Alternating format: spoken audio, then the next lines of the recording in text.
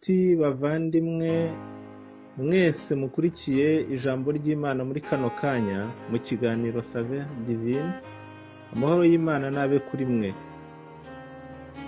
Uyu munsi muri kumwe na mwene so Urukundo Vincent, tukaba tugiye kuganira ku rukundo rw'Imana, ariko tukibanda cyane ku rukundo rw'Imana rutarobanura ku butoni. Imana ishimwe cyane.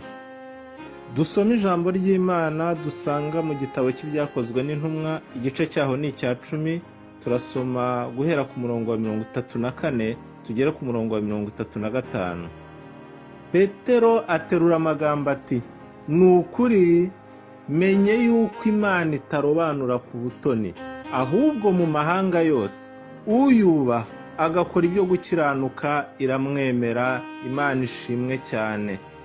Iyo usomye icyo gice cya 10 cyo mu gitabo cy'ibyakozwe n'intumwa, icyo gice cya 10 cyose usangamo inkuru z'uwitwa Koruneliyo. Uyu tukaba twamuvugaho ibintu bigera kuri 4 hariya bamuvugaho. Icya mbere, yari umutware utwara umutwe w'abasirikare kandi akaba n'umuntu wo mu banyamahanga. Icya kabiri, akaba yari umunyadini ariko wubahanaga Imana n'abo mu rugo rwe bose. Icya gatatu, akaba umuntu wagiriraga abantu ubuntu bwinshi. Icya kane, ngo yasengaga Imana ubudasiba. Imana ishimwe cyane. Uyu rero ngo yabonye ku mugaragaro mu iyerekwa marayika w'Imana yinjira iwe, amuhamagara mu izina ati, "Koruneliyo, gusenga kwawe n'ubuntu bwawe byazamukiye imbere y'Imana. None tuma abantu i Yopa utumire umuntu witwa Simoni wahimbwe Petero." Nuko marayika anamurangira n'ahantu Petero acumbitse.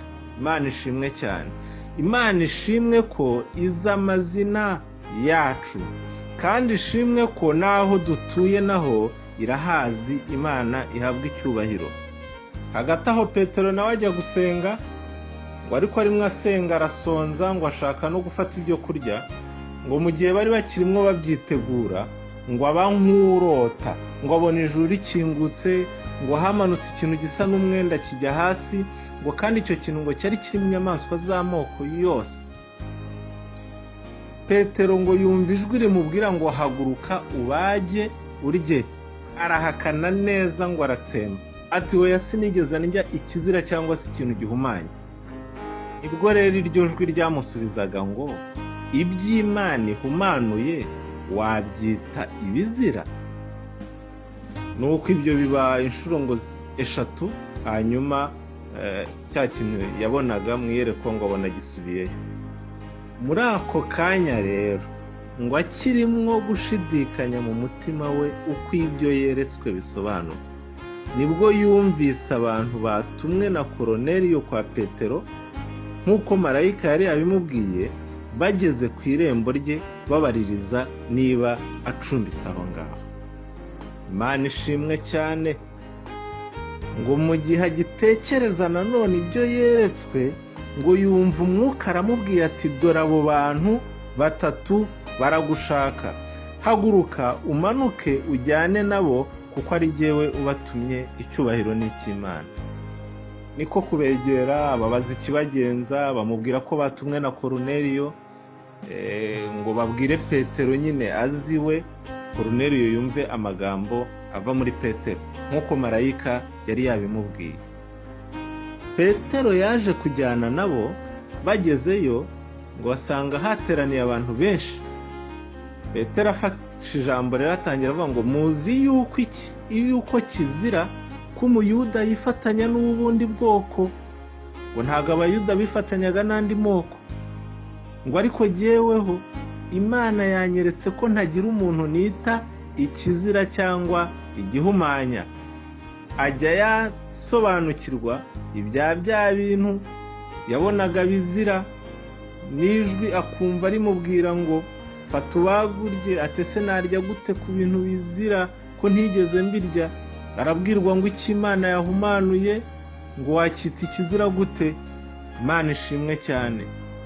Niko rero kubabwira ayo magambo ati, "Muzi yuko kizira rwose ko umuyuda yifatanya n'ubundi bwoko, ariko jyeweho yanyeretse ko ntagira umuntu n'umwe nita ikizira cyangwa se igihumanya. Imana idufashe cyane. Rero bene data, burya hari ubwo umuntu arobanura abandi ashingiye ku bintu bitandukanye byinshi bishobora kubaho, ariko Imana yo ntabwo ari uko ikora. Imana idufashe cyane. Asanga umuntu anena abandi ngo ngewe ngo sinasangira ngo n'aba ngo ngewe ngo uriya ngo ntaho duhuriye ngo avuka aha nkavuka aha. Ibintu rwose usanga bidafite agaciro mu maso y'Imana. Imana itugirire neza cyane. Nuko rero Koruneliyo nawe ajya yabwira Petero ati icyatumye ngutumira nuko ari marayika wabimbwiye, amusobanurira uko byari byamugendekeye, marayika amugenderera. Nicyo cyatumye rero noneho Imana ishimwe cyane, Petero avuga aya magambo twasomye muri iki gice cya 10 cy'ibyakozwe n'intumwa ku murongo wa 34 kugera ku 35, hagira hati nukuri menye yuko Imana itarobanura ku butoni. Imana ishimwe cyane. Ahubwo mu mahanga yose uyubaha agakora ibyo gukiranuka iramwemera. Amaze kuvuga ayo magambo, noneho hajya yatangira kubaganiriza inkuru z'ubutumwa bwiza bwa Yesu. Imana ihabwa icyubahiro. Mbere rero Petero nawe ntiyibwiraga ko n'agakiza cyangwa no kugendererwa n'Imana byagera no ku bantu b'abanyamahanga nka Koruneliyo. Ariko Imana ishimwe ko urukundo rwayo atari urugenewe abantu bamwe gusa, ahubwo umuntu wese uyubaha agakora ibyo gukiranuka iramwemera. Aho yaba akomoka hose, uko yaba abayeho kose, uko yaba asa kose, Imana ishimwe. Upfa gukora ibyo gukiranuka no kubaha Imana, ugakora ibijyanye n'iby'ijambo ryayo rigusaba, yo irakwigaragariza icyubahiro n'icy'Uwiteka. Kuko Imana yakunze abari mu isi cyane, byatumye itanga umwana wayo w'ikinege kugira ngo umwizera wese atarimbuka ahubwo ahabwe ubugingo buhoraho. N'umwizera wese nta kurobanura kuriho, upfa kumwizera gusa. Imana ishimwe.